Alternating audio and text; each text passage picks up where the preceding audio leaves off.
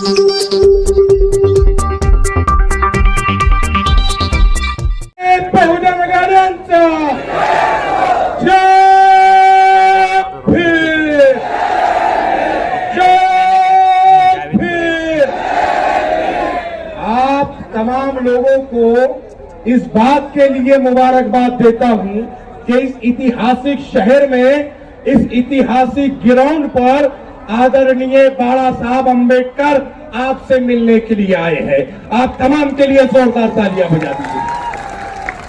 और आप तमाम की बाला साहब से मोहब्बत ये सारी दुनिया जानती है।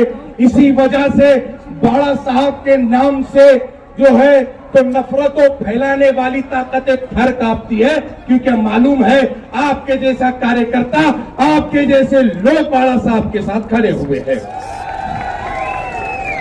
मैं आपके अपने शहर का हूं, मैं ज्यादा तकरीर नहीं करने वाला, क्योंकि हमको मेहमानों को सुनना है, हमको हमारे आदरणीय बाला साहब को सुनना है। हम तमाम लोग बाला साहब को सुनने के लिए आए हैं। लेकिन चंद गुजारिशात जरूर करूंगा कि आने वाली 13 तारीख को जब हम वोट देने जाए तो ये याद रखे कि हमारे हर मुद्दे के अंदर, हमारी हर तकलीफ के अंदर, हमारी हर कुड़न के अंदर हमारे कंधे से कंधा लगाकर खड़े रहने वाली शख्सियत का नाम आदरणीय बाला साहब अंबेडकर था। ये बातें याद रखनी होगी।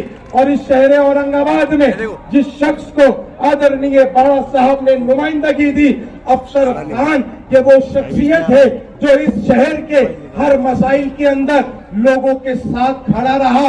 ये हमदर्द है इस शहर का, इस आदमी के लिए, इस शख्सियत के लिए।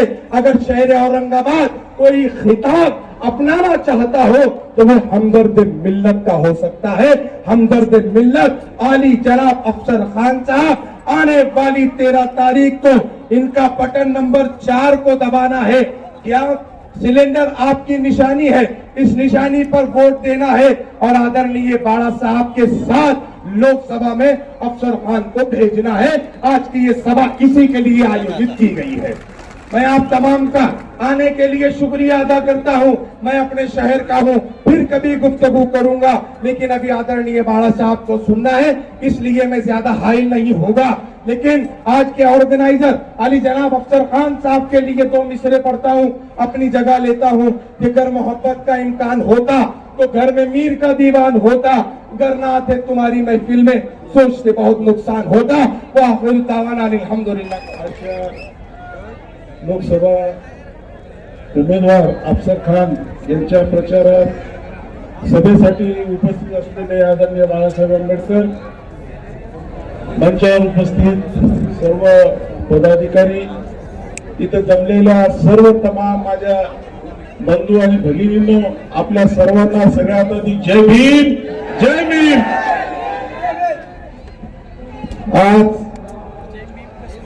येणाऱ्या 13 तारखेला आपलं इलेक्शन आहे आणि आपण बघत असाल की गेले कितीतरी वर्ष सातत्याने इथल्या असणाऱ्या मुसलमानांसाठी, इथल्या बहुजनांसाठी, इथल्या दलितांसाठी इलेक्शन तर आता आलं, परंतु ज्या वेळेस इलेक्शन नसतं आणि त्यावेळेस दलितावर अन्याय होतो, मुसलमानावर अन्याय होतो, त्यावेळेस कोणी एनडीएचा माणूस येतो का आपल्याला? कोणी शिवसेनेचा, काँग्रेसचा, राष्ट्रवादीचा? आमच्यासाठी कोणी जर येत असेल तर ते फक्त बाळासाहेब आंबेडकर आमच्यासाठी येतात। मग इलेक्शन आल्यावर आपण हा विचार केला पाहिजे की गेले अनेक वर्ष बाळासाहेब आंबेडकर आमची एक ढाल म्हणून आमच्या पाठीमागे खंबीरपणे उभे आहे आणि बाळासाहेब आंबेडकरांच्या उमेदवाराला या देशाच्या लोकसभेमध्ये आपण पाठवलं पाहिजे। 2019 आपण आदरणीय बाळासाहेब आंबेडकरांनी वंचित बहुजन आघाडीने या औरंगाबाद जिल्ह्यामध्ये उमेदवाराला एका पाठिंबा दिला। फक्त पाठिंबा दिला नाही तर पूर्ण ताकदीने त्याला या ठिकाणी निवडून आणण्याचं काम केलेलं आहे। माझी तुम्हाला विनंती आहे की आज आपल्या वस्त्यामध्ये जय भीम म्हणून मतदान कोणाला करायचंय? तुमच्या पाठीमध्ये रात्र बेरात्र उभा राहणाऱ्या माणसाला किंवा आम्हाला धोका देणाऱ्या माणसाला मी आपल्या सगळ्याला हीच विनंती करतोय की 13 मेला अफसर खान हे आमचे उमेदवार आहेत. त्यांची निशाणी गॅस सिलेंडर आहे. गॅस सिलेंडर समोरचं 4 नंबरचं बटन दाबून त्याला आपण प्रचंड मताने विजय करा एवढीच आपल्याला विनंती करतो आणि या ठिकाणी थांबतो. जय भीम. आज के इस अज़ीमुश्शान जलसे में आए हुए कौमी सदर वंचित बहुजन अघाड़ी के आली जनाब एडवोकेट प्रकाश अम्बेडकर बाला साहब, पार्लियामेंट औरंगाबादी हल्के के उम्मीदवार अफसर खान साहब, अमित बुलगढ़ साहब, योगेश बंद साहब, स्टेज पे तमाम बैठे अजीज तरीन साथियों, हमारे कारपोरेटर सैयद मतीन साहब, मतीन पटेल साहब, अजीज तरीन साथियों, पूरे मुल्क में इलेक्शन की भागदौड़ लगी हुई है। महाराष्ट्र के इलेक्शन भी यहाँ पर अब चौथे टप्पे के करीब जा रहा है और हम देख रहे हैं कि सिर्फ जो है जो ऊपर की जमातें हैं, ऊपर की जो कास्टें हैं, वही जो है इसमें उम्मीदवार है। अगर आप पूरे महाराष्ट्र का जायजा लेंगे तो कांग्रेस पार्टी में कौन सी कास्ट के उम्मीदवार है, एनसीपी में कौन सी कास्ट के उम्मीदवार है और शिवसेना में कौन सी कास्ट के उम्मीदवार है, यह आपको भले भांति जो है मालूम पड़ जाएगा। लेकिन आप अगर बारीकी से इसको जायजा लेंगे तो आपको वंचित बहुजन अघाड़ी की जो सोशल इंजीनियरिंग है, जो दबे कुचले तबकों को जो है ऊपर उठाने की कोशिश है, ऐसे उम्मीदवार आपको नजर आएंगे। माइनॉरिटी के सबसे ज्यादा उम्मीदवार यानी मुसलमान सबसे ज्यादा उम्मीदवार आपको नजर आएंगे।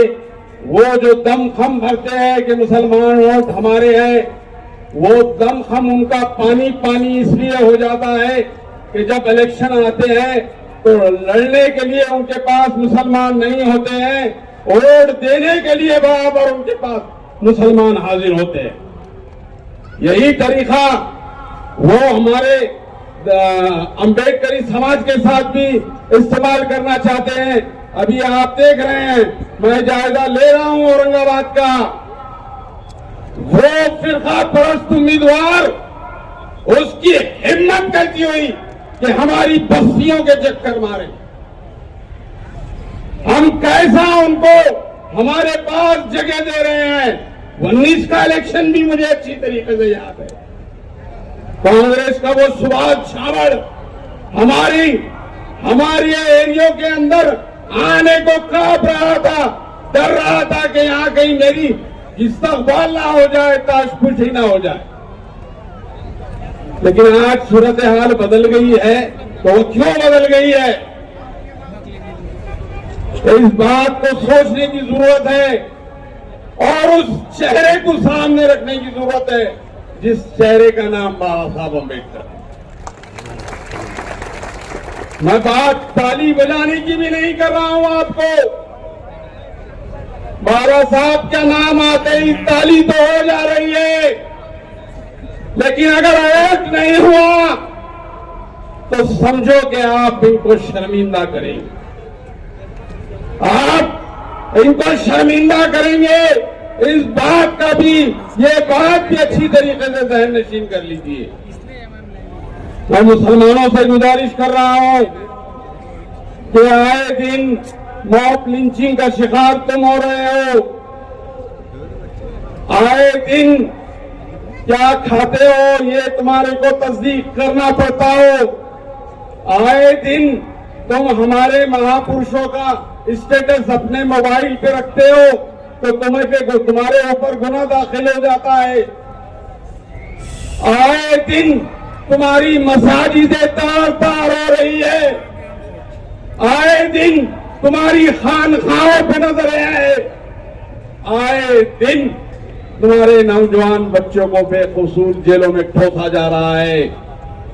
ये सब बातें खत्म जब होगी, जब दलित मुस्लिम इत्तेहाद या अम्बेडकरी समाज उम्मीदवार, मुसलमान उम्मीदवार एक जगह आएगा और अपनी नुमाइंदगी देगा। इस औरंगाबाद शहर ने वो कारनामा करके बताया। अजीज तरीन साथियों, क्या 19 में हमने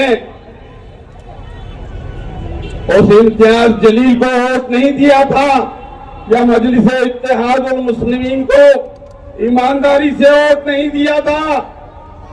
मुझे वो ब्रीजवाड़ी का वाकया आज भी अच्छी तरीके से याद है। इलेक्शन के दिन जब मैं वहां पर राउंड मार रहा था तो एक साहब कहते हैं, आप आपके एरिया में जाइए जावेद कुरैशी, कहीं आपके लेट को वोट तो नहीं पलट रहे हैं? हमारे वोट तो ईमानदारी से एक जगह पड़ रहे हैं। मुझे सलाम है आप लोगों के ऊपर। तो उस्मानपुरे के जलसे में 19 में बादशाह साहब ने पतंग यूं लहराया था और अपनी कौम से कहा था, अरे मेरी कौम के लोगों, ये पतंग का निशान, ये मेरा निशान है, इस पे आपको वोट मारना है। और आपने उस बात पे जो लब्बैक कहा था वो भी मेरी नजरों के सामने है। आज बाबा साहब ने आपके सामने फिर एक नुक्ता, एक उम्मीदवार, फिर मुस्लिम उम्मीदवार आपके सामने खड़ा कर दिया और गैस सिलेंडर आपके सामने है और आपसे मुखातिब होकर कहेंगे कि मेरी कौम के लोगों, क्या मेरी बात का पासो लिहाज रखोगे? क्या मेरी बात का मान रखोगे? क्या अफसर खान को गैस सिलेंडर पे वोट करोगे? क्या वंचित बहुजन अघाड़ी को वोट करोगे? ये मुतालिबा फिर हमारे सामने है।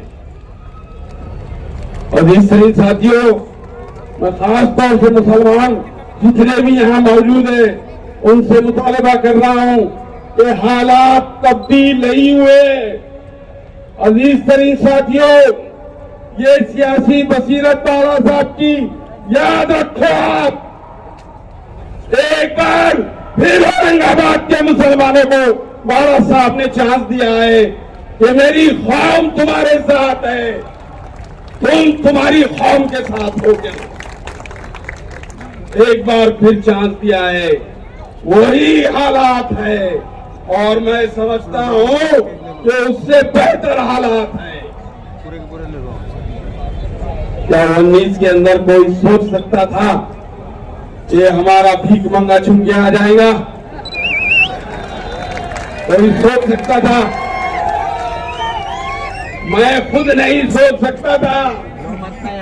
मैंने इसके खिलाफ में बातें की कि कुछ भी हो जाए, हमारे पास नंबर नहीं है, हम चुन के नहीं आते, भीख मंगे सुन ले। लेकिन मैं गलत साबित हो गया, 100% गलत साबित हो गया। और जब मैंने आप लोगों के बीच में वोट डालने का वो नजारा देखा, खुदा की कसम, सलाम है आप लोगों को, सलाम है आप लोगों को, सलाम है आप लोगों को कि अपनी लीडर की आवाज पे ऐसा लब्बैक कहे आपने, ऐसा लब्बैक कहे कि औरंगाबाद की तारीख बन गई, महाराष्ट्र की तारीख बन गई कि 2 कौमों के वोटों में एक मेंबर ऑफ पार्लियामेंट चुन के चले गए। अजीज सलीम साथियों, वही वक्त है, कोई तब्दीली नहीं है। आप सोच रहे होंगे कि तब्दीली है, जैसा पहले वोट डाले थे वैसा ही वोट डालो, इंशाल्लाह आपको जो है कामयाबी मिलेगी। और मुसलमानों, आपको, आप समझ रहे हैं ना, आपको क़यादत होना, वो क़यादत फिर आपको मिलेगी अफसर खान की शक्ल में। अजीज साथियों, बातें बहुत करने की है, वक्त बहुत कम है, लेकिन आने वाला वक्त ये बता रहा है कि ये शैतानी लोग जो शैतानी हरकतें कर रहे हैं वो अगर बाज नहीं आए तो उनको मैदान में आना पड़ेगा। हम मैदान में आ चुके हैं, मैदान में बैठ चुके हैं। आने वाली 13 तारीख को हमको ये बताना है कि 4 नंबर का बटन जो गैस सिलेंडर है, जब आसाद की आवाज है गैस सिलेंडर, उस पे और डालना है और भारी अक्सरियत से अफसर खान को कामयाब करना है। खुदा हाफिज। औज़ु बिल्लाहि मिनश शैतानिर रजीम, बिस्मिल्लाहिर रहमानिर रहीम। नारे तकबीर, जय भीम, जय भीम, जय भीम। स्टेज पे तशरीफ फरमा आली जनाब बाबा साहब अम्बेडकर साहब, हमारे कायद। मैं आपको एक बात बता दूं, मैं बाबा साहब अम्बेडकर साहब की एक बात से प्रभावित हुई। जब नबी करीम सल्लल्लाहु अलैहि वसल्लम की शान में गुस्ताखी हुई थी तो बाबा साहब ने एक बिल प्रस्ताव मंजूर लाए थे कि जो भी नबी करीम सल्लल्लाहु अलैहि वसल्लम की शान में गुस्ताखी करेगा उसको 3 साल की सजा होना चाहिए। मैं इस बात से मुतासिर हूँ, इसलिए मैं आज वंचित बहुजन आघाड़ी में प्रवेश कर रहा हूँ। और एक आखिरी बात, एक 2 मिनट की बात, मेरी बात सुन लीजिए भाई, आप भी तो सुना रहा हूँ। जब मैं एमआईएम के अंदर था, मैंने पिछले खासदार के इलेक्शन में बुटीलैंड में एक सभा करा था। बुटीलैंड में पिछले खासदार के खिलाफ 2 अल्फाज बोला था। उन्होंने इमीडिएट उस वक्त के सीएम फडणवीस साहब को फोन करके सुबह मुझे अरेस्ट करा दिया, 14 महीने मुझे जेल में रखा और आमदार के इलेक्शन तक मुझे बाहर नहीं आने दिया। और मैं चैलेंज करता हूँ इस सभा से, आज आप मुझे अंदर डाल के बताओ, क्योंकि संविधान यहाँ बैठा है। आज मुझे अंदर डाल के बताओ, क्योंकि संविधान यहाँ बैठा है, बाबा साहब यहाँ बैठा है।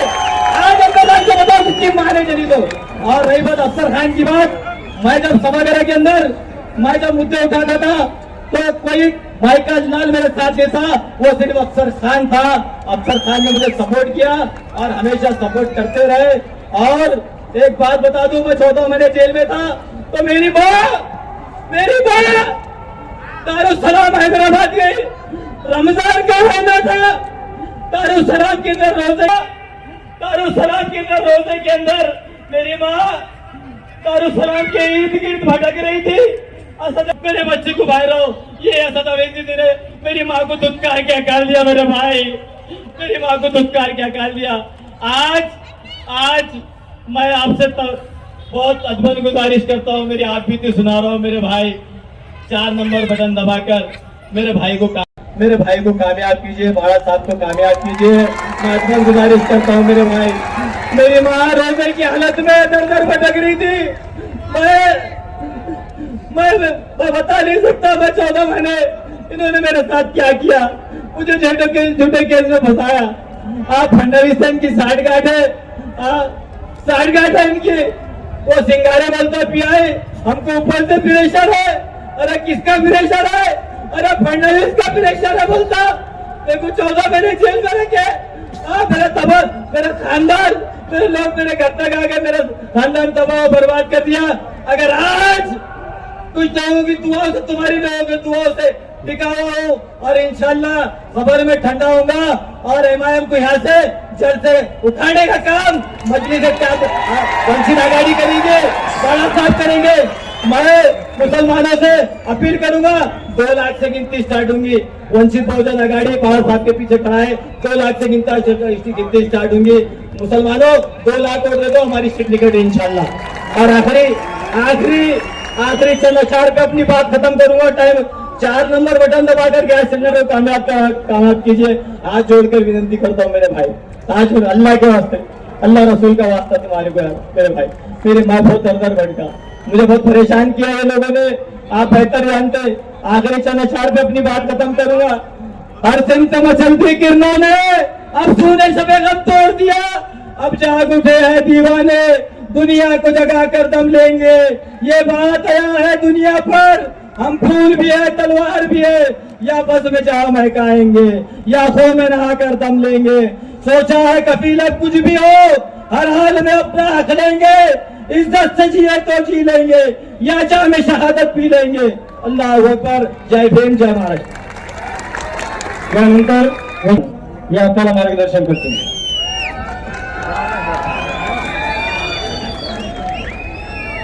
और बिस्मिल्लाहिर्रहमानिर्रहीम बिस्मिल्लाहिर्रहमानिर्रहीम शुरू करता हूं अल्लाह के नाम से, डरता नहीं हूं जातिवाद के शक्ति के बाप से। आज हिंदुस्तान का भविष्य बनने जा रहा है 4 जून को। आज जातिवादी शक्ति दिल्ली में बैठी है। हमको और आपको मिलके जातिवादी शक्ति को उखाड़कर फेंकना है, क्योंकि जातिवादी शक्ति मनुवादी संविधान बदलने की बात करती है, एनआरसी लाने की बात करती है, हिंदू राष्ट्र बनाने की बात करती है। तो जब तक के ये महाराष्ट्र में हमारे नेता आदरणीय प्रकाश अंबेडकर साहब हैं, इस देश में है, ये जातिवाद शक्ति के बात में भी दम नहीं है कि जो संविधान को खत्म करे, एनआरसी लाए और हिंदू राष्ट्र बनाए।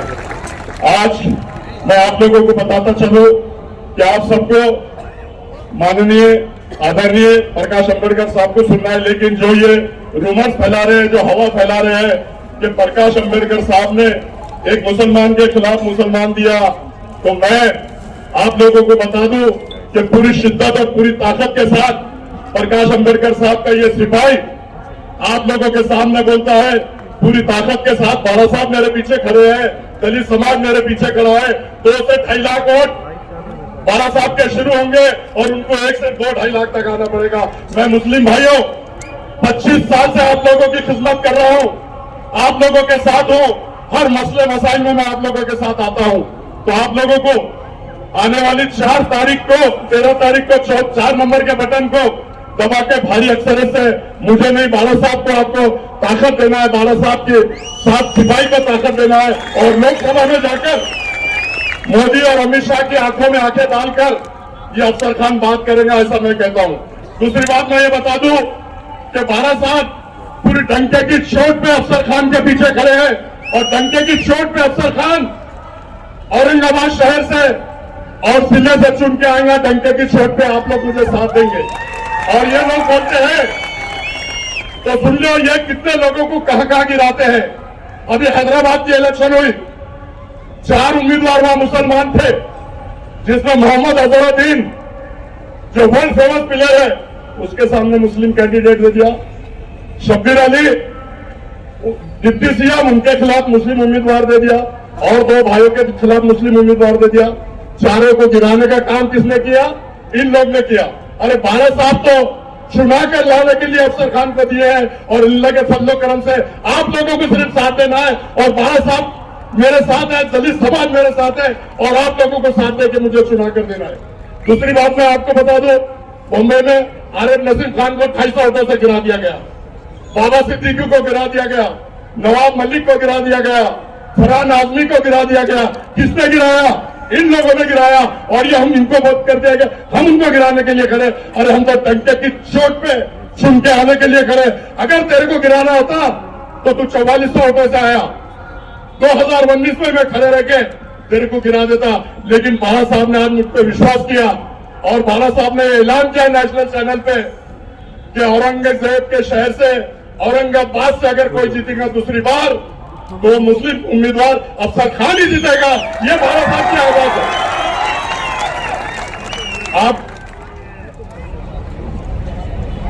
आज आप लोगों के सामने जैसे 2 बार उन लोगों ने झोली फैलाया और आप लोगों ने उनकी झोली भर दिया, तो आने वाली 13 तारीख को आप लोगों को गैस के बटन पे दबाकर इतनी जोर से बटन दबाओ कि ये बच्चा लोकसभा में जाए और जातिवादी शक्ति को उखाड़ कर फेंके, ऐसा मैं कहता हूं।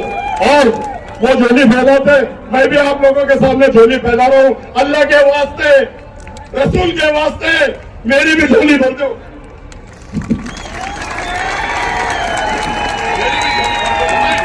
एक बार भर दो, एक बार भरेंगे तो बार बार भरते रहेंगे, ऐसा मैं कहता हूं।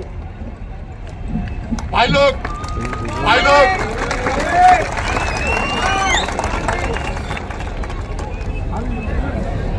अल्लाह हाफिज। खुदा हाफिज। एक शेर के साथ अपनी जगह लेता हूँ। प्रकाश अंबेडकर साहब को आपको सुनना है। हयात लेके चलो, कायनात लेके चलो, हयात लेके चलो, कायनात लेके चलो, चलो तो जय भीम मुस्लिम, पूरा महाराष्ट्र और पूरा देश प्रकाश अंबेडकर साहब को साथ लेके चलो, साथ लेके चलो, साथ लेके चलो। अल्लाह हाफिज, खुदा हाफिज, जय भीम। त्यामध्ये मराठवाड्यातल्या सर्व 3 उमेदवार आहेत. औरंगाबादचे उमेदवार आहेत अफसर खान, जालना जिल्ह्याचे आहेत उमेदवार प्रभाकर बखलेजी आणि बीडचे असणारे उमेदवार आहेत अशोक हिंगे. या तिघांची ही निशाणी गॅस सिलेंडर आहे हे आपण सगळ्यांनी लक्षात ठेवलं पाहिजे. मित्रो,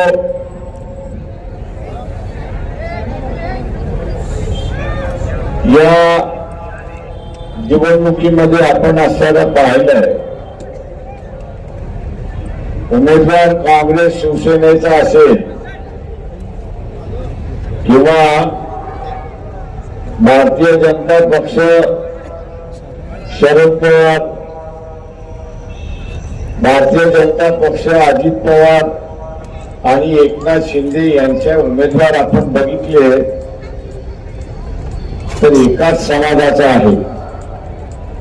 औरंगाबाद मधला त्याचा असणारा फरक काय एवढीच असणारी परिस्थिती आहे. हे नुसते एका समाजाचे नाही तर हे नात्या गुत्याचे आहेत हे आपण असं लक्षात घ्या. हे सगळे मराठा समाजाचे आहेत पण तेही श्रीमंत मराठा समाजाचे. जरांगे पाटील यांनी उभा केलेला जो मराठा समाजातला वर्ग आहे त्याच्यामधला एकही उमेदवार दिलेला नाही. सत्ता ही मराठा समाजाच्या नावाने, पण प्रत्यक्षात ही असणारी सत्ता घराणेशाहीच्या हातामध्ये हे आपण लक्षात घ्या. ही घराणेशाहीच्या हातामध्ये आहे आणि म्हणून मराठवाड्याचा विकास झाला नाही आपण म्हणतो की मराठवाड्याचा विकास झाला पाहिजे. रेल्वेसाठी इथे लढा द्यावा लागला, मीटर गेज पासून ब्रॉड गेज करायला, पण ब्रॉड गेज झाली पण ब्रॉड गेज सुद्धा सिंगल लाईन झाली, ती डबल लाईन अजून झाली नाही अशी असणारी परिस्थिती आहे. डबल लाईन कदाचित झाली असती तर मराठवाड्यामध्ये येण्या जाण्याचा वेळ जो आहे तो अर्धा कमी झाला असता अशी परिस्थिती आहे. आणि वेळ वाचतो म्हटल्यानंतर उद्योग सुद्धा आले असते अशी परिस्थिती आहे. मध्यंतरी आपण बघत असाल की औरंगाबाद हे विकसित होते असं वाटलं. वेगवेगळ्या कंपन्या यायला लागल्या, त्याच्यातल्या फक्त असणाऱ्या 4-5 कंपन्या टिकल्या, उरलेल्या कंपन्या भूल झाल्या अशी परिस्थिती आहे. आणि त्याचं कारण आहे की ज्या काही सोयी सवलती दिल्या पाहिजे महाराष्ट्र शासनाने दिल्या नाही. मराठवाडा आहे, मागासलेला भाग आहे, म्हणून मागासलेला भाग राहिला पाहिजे अशा दृष्टीने महाराष्ट्र शासन बघत आलं अशी परिस्थिती आहे. माझं आव्हान आहे आपल्या सगळ्यांना की आपल्याला असणारं हे बदलायचं असेल तर इथलं सत्ता परिवर्तनातलं बदल झाला पाहिजे. आणि सत्ता परिवर्तनातला बदल झाला तर मराठवाड्याचा विकास झाल्याशिवाय राहणार नाही हे आपण लक्षात घ्या. ज्या घराणेशाहीला आपण सत्ता देतोय, ज्या घराणेशाहीला आपण असणारं सत्ता देतोय ते शरीराचा एक डावा हात आहे आणि एक उजवा हात आहे. तो शरीरातला डावा हात आणि उजवा हात आहे. सत्ता उजव्या हातात आली काही, डाव्या हातात आली काही ती शरीराकडेच आली म्हणजे कुटुंबाकडे आली अशी परिस्थिती आहे. आणि म्हणून आपल्याला या ठिकाणी नाचवण्यात आलं. इलेक्शनच्या वेळेस हे दोघं कोंबड्यांसारखे झुंजतात आणि आपल्याला असं वाटतं की यांची झुंज खरी झुंज आहे, पण यांची झुंज ही नौटंकीची झुंज असते. आपण लक्षात घ्या. देखावा असतो, फसवागिरी असते. इलेक्शनच्या दिवशी मतदान झालं की दुसऱ्या दिवशी दोघं एका हॉटेलमध्ये खाताना आपल्याला दिसतात आणि मग आपण म्हणतो अरे बाबा आता तर भांडत होते ना, आता कसं जमलं. त्यांचं भांडण कधीच नव्हतं. तुम्हाला फसवायचं होतं म्हणून भांडण होतं. काही प्रमाणात असणार आहे. तीच बाब या ठिकाणी होते हे आपण लक्षात घ्या. मी इथल्या मुस्लिम बांधवांना सांगणार आहे की मुस्लिम मतावरती तुम्ही असणारा सीट जिंकू शकत नाही अशी परिस्थिती आहे. चंद्रपूरमध्ये काँग्रेस पक्षाची असणारी उमेदवार मिसेस धानोरकर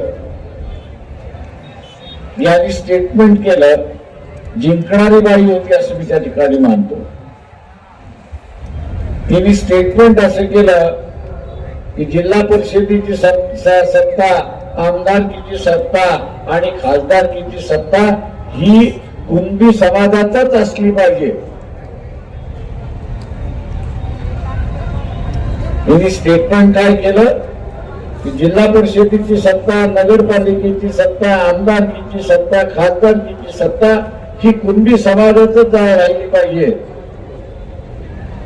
चंद्रपूर मधल्या मतदारांनी सांगितलं आता तुला आम्ही बघतो, आम्ही तुला बघतो. आणि आता चंद्रपूर मधल्या ही सीट तिसऱ्या क्रमांकावरती गेल्या असे मला लोक त्या ठिकाणी म्हणत होते की फक्त कुंब्यांना मतदान पाहिजे असेल तर कुंब्यांनीच मतदान करावं, आम्ही कुंब्यांच्या विरोधात मतदान करणार, ही भूमिका त्या ठिकाणी झाली. एका समाजावरती इलेक्शन जिंकता येत नाही. तुम्हाला सर्वसमावेशक व्हावं लागेल आणि सर्वसमावेशक झाल्यानंतरच निवडणुका या ठिकाणी जिंकता येतील अशी परिस्थिती आहे. आज या औरंगाबाद मध्ये चर्चा आहे की वंचित बहुजन आघाडीने एक मुस्लिम उमेदवार दिला. जे बोलतात आहेत मी त्यांना असताना विचारतो की विधानसभेमध्ये याच MIM-ने वंचितच्या पाठीत खंजीर खुपसला की नाही एवढं फक्त असताना सांगा.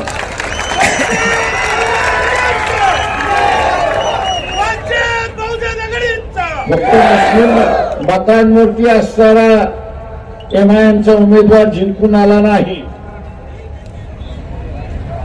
MIM-चा उमेदवार जिंकून आला इथल्या OBCच्या मतावरती जिंकून आला, हे एवढं लक्षात घ्या. मुस्लिम कार्यकर्ता मुसलमानाच्या विरोधात भूमिका घेत नाही. मुस्लिम समाज पाठीमागे राहिलाय त्याचं एकमेव कारण की त्याच्या समाजातला वाईट माणूस मुस्लिम कार्यकर्ता वाईट असला तरी त्याच्या विरोधात तो भूमिका घेत नाही आणि त्याला सांगत नाही की तू असताना चुकलेला आहेस.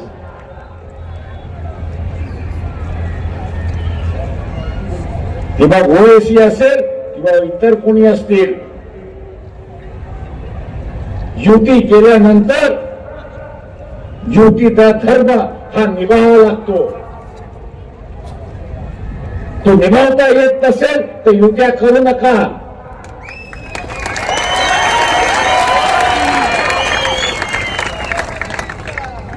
युत्या करता येत नसेल आणि धर्म निभावता येत नसेल तर युत्या करू नका. मुस्लिम बांधवांना माझं असणारं आव्हान आहे की हिंदू समाजामधला जो सेक्युलर मिजाज आहे त्यांनी आपल्या समाजाच्या विरोधात जाऊन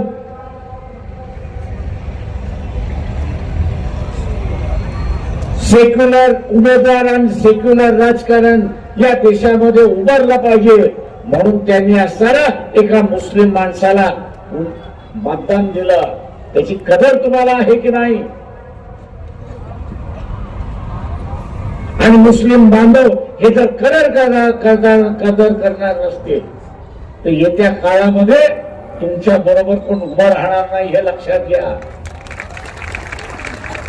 इथल्या मौलवींना सुद्धा इशारा देतोय की मानवतेच्या नात्याने आम्ही तुमच्या बरोबर उभे राहू, पण तुम्ही सुद्धा मानवतेच्या नात्याने माणुसकी बरोबर आणि सेक्युलर बरोबर उभं राहायला त्या ठिकाणी शिकलं पाहिजे. फक्त माझ्या धर्माचा आहे आणि म्हणून सर्व गुन्हे माफ अशी असणारी भूमिका घेणार असाल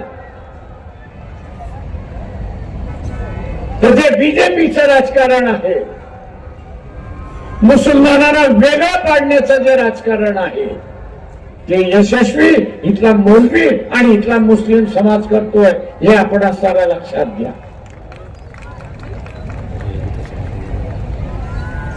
बीजेपीच्या राजकारणाला यशस्वी कोण करणार असेल तर इथला असणारा मौलवी करणार आहे आणि इथला असणारा मुस्लिम बांधव करणार आहे हे आपण लक्षात घ्या. इथल्या हिंदू समाजामधल्या सेक्युलर विचाराचा दुवा, हिंदू समाजातला जो सेक्युलर विचाराचा आहे त्यांनी असं सांगितलं की मी धर्म बघणार नाही, मी धर्म बघणार नाही, तर माणसाचं कर्तृत्व बघणार आणि त्याला मतदान त्या ठिकाणी देणार. त्यांनी मागच्या वेळेस दिलं, ते मागच्या वेळेस दिलं. जी मुसलमानाची भावना होती की आम्हाला इथे असताना हिंदू मतदान देत नाही आणि जिंकत नाही, ती सगळी पार मोडीत काढली अशी परिस्थिती, ती पूर्ण मोडीत काढली आणि या देशातला सेक्युलर हा मुसलमानाला सुद्धा जिंकू शकतो हा इतिहास त्यांनी निर्माण केला. हा इतिहास निर्माण केला. हा इतिहास तुम्हाला कायम करायचा आहे की नाही हा त्याच्यातला महत्वाचा भाग. हा जो इतिहास निर्माण झालेला आहे तो इतिहास तुम्हाला कायम ठेवायचा आहे की नाही हा त्याच्यातला असणारा महत्वाचा भाग.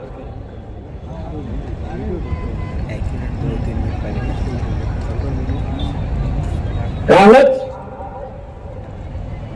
मोदीचं वाक्य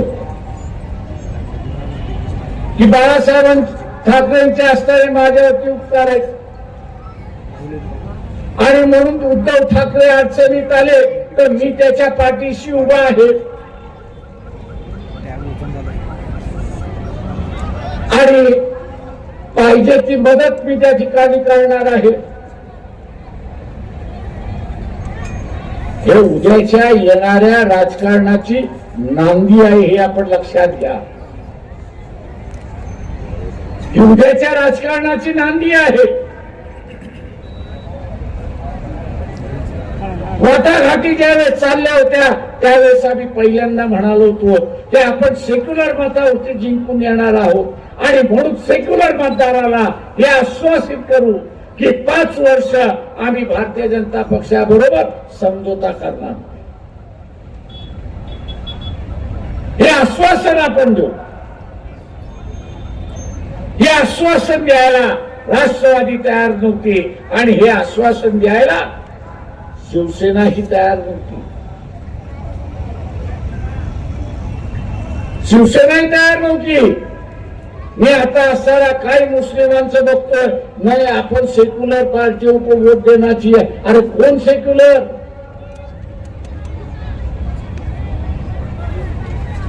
कोण सेक्युलर? 25 वर्ष शिवसेनेचा उमेदवार भारतीय जनता पक्षाबरोबर होता.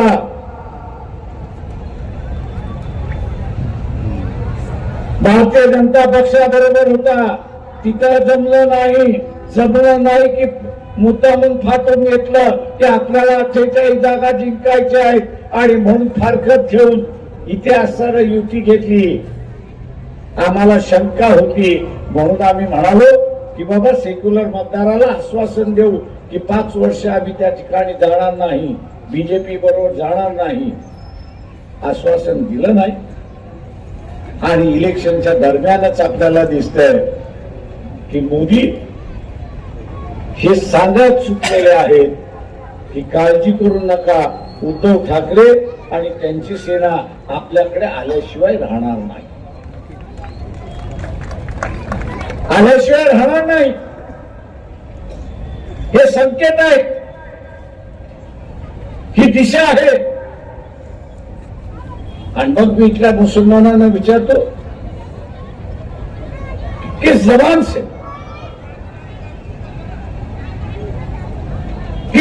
से आप ये कह रहे हो?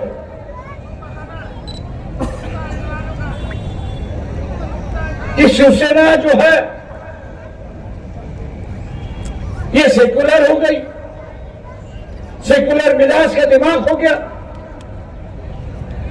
कांग्रेस ने एक वॉशिंग मशीन का एडवर्टाइजमेंट दिया और कहा है कि मोदी जी वॉशिंग पाउडर डाल के उनको धुलाते हैं और उनका दाग जो है, दामन का दाग जो है वो निकल जाता है. मैं इन मुसलमानों से पूछना चाहता हूं कि कांग्रेस ने ऐसी कौन सी मशीन निकाली है, कांग्रेस ने ऐसी कौन सी मशीन निकाली है कि जिसमें उसको अंदर डालो और धार्मिक आदमी जो है वो सेक्युलर बन जाता, पूरी विचारधारा उसकी बदल जाती. मुखौटा तो हर वक्त कोई बदलता रहता है, लेकिन मुखौटे के पीछे जो असली तस्वीर है वही सामने लेने की चली है. ये मुखौटा जो है ये दिखावा. अगर मुस्लिम समाज यहां पे चूक गए, अगर मुस्लिम समाज यहां पे चूक गया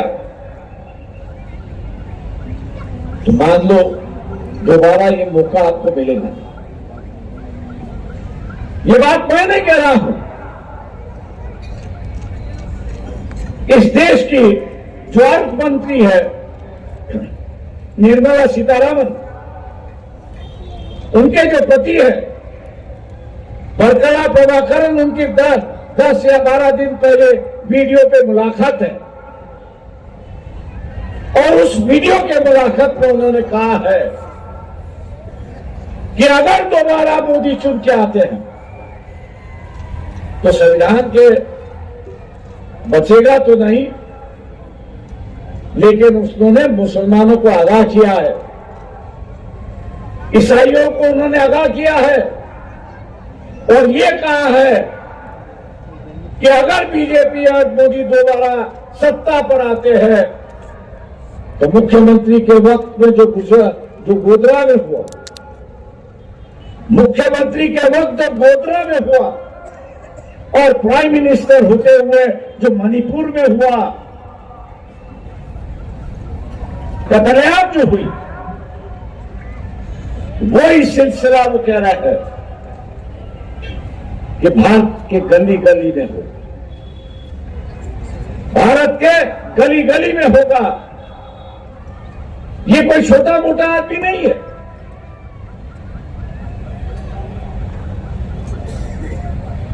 जिसके बीवी के हाथ में इस देश की पूरी तिजोरी है और उसके सही के बिना, सिग्नेचर के बिना या कुछ हिलता नहीं है, ऐसे व्यक्ति आपको आगाह करना. इसलिए इस बात को नजरअंदाज मत करो, इस बात को आप नजरअंदाज मत करिए. कुछ लोग मुझे कहते हैं इतिहास का दोहराना दे कि हम तो लड़ने वाली कौन. मैं उनसे ये पूछता फिर गोधरा में क्यों नहीं लड़े भैया? बदले की भावना क्या, तो फिर घुतरा में क्यों ने बदला लिया? ये जो इतिहास जो है वो सबक सिखाता है कि वह हम लोग लड़ना चाहिए, ये नहीं कि उसकी दुआ दे के हम लोग ये करें। अगर हम लड़ेंगे नहीं तो अपने आप को बचाएंगे नहीं, और लड़ना है तो या इस बार वोट के माध्यम से लड़ना है, और यही देखना है कि हम लोग दोबारा इतिहास इस औरंगाबाद में दोबारा।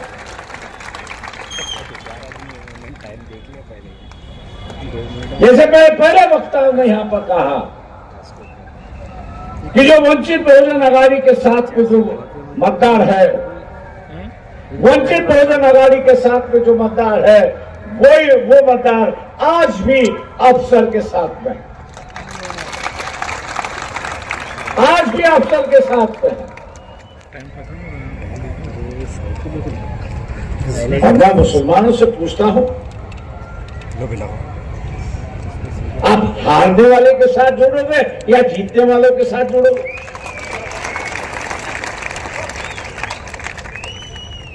गलतियां तो मुसलमान करते आ रहा है। औरंगजेब के मजहब पर वंचित बहुजन आघाड़ी है, मोहम्मद पैगंबर का दिल जो है वो वंचित बहुजन आघाड़ी ले आई। हिजाब के खिलाफ यही सम्मेलन होने वाला था और उस लड़की का सत्कार होने वाला था। कौन कह रहा था? तो यहाँ वंचित बहुजन आघाड़ी। और मैं नहीं समझता कि आपके रुझान जो है वो कांग्रेस की तरफ है कि जिसने आपके समाज को एक उम्मीदवारी मिली। महाराष्ट्र में एक भी उम्मीदवारी नहीं, राजस्थान में एक उम्मीदवारी नहीं, मध्य प्रदेश में एक उम्मीदवारी नहीं, और मुसलमान आज ये कह रहा है कि हम कांग्रेस के साथ जुड़ गए। जो गलती आप लोग ने पिछली बार की, मुस्लिम समाज ने तो पिछले बार जो गलती की और उसकी वजह से बीजेपी आई है, और उसकी वजह से बीजेपी आई है। इस बार भी अगर मुस्लिम समाज गलती करेगा, इस बार भी अगर मुस्लिम समाज गलती करेगा तो बीजेपी आने का दोष जो है वो मुसलमानों पर यहां पर होगा। मुसलमान क्या चाहता है कि बीजेपी की सरकार ना आए, नरेंद्र मोदी प्राइम मिनिस्टर ना बने। वंचित बहुजन आघाड़ी भी वही एजेंडा लेके चली है। फिर आपको जुड़ने से कतराते क्यों?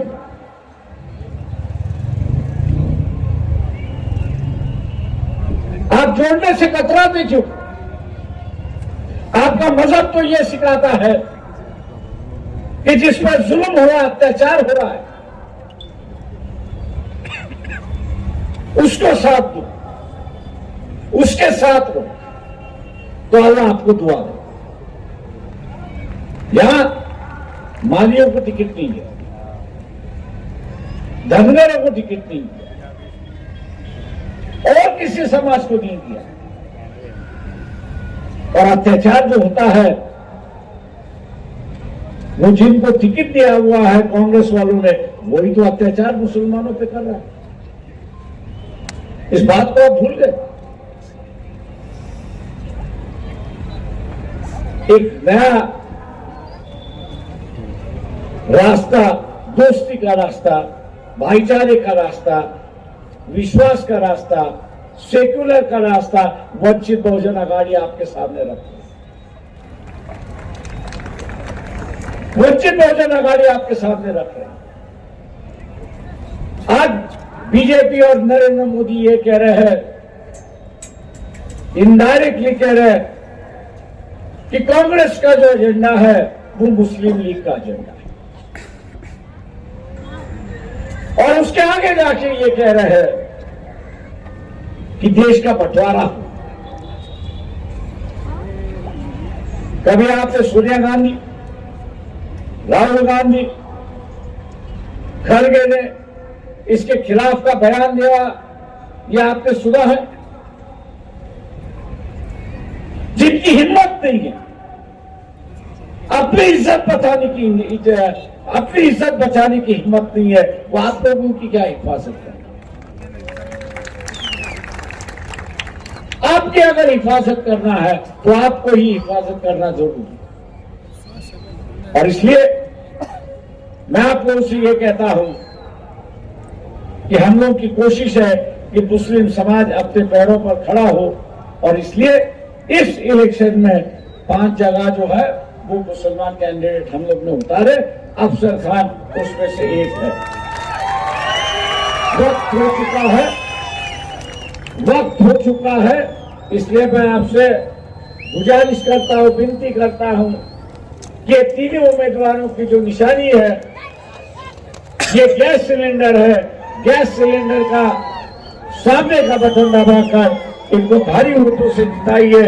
इन्हीं लफ्जों के साथ विदा लेता हूं। खुदा सांगू इच्छितो की अफसर खान यांची निशाणी गॅस सिलेंडर नंबर 4, बीडचे उमेदवार अशोक इंगे पाटील यांची निशाणी गॅस सिलेंडर नंबर 5, उमेदवार बकले मामा यांची निशाणी गॅस सिलेंडर नंबर 6, या 4, 5, 6 अनुक्रमे यांचे नंबर आहेत, परंतु चिन्ह एकच आहे, गॅस सिलेंडर।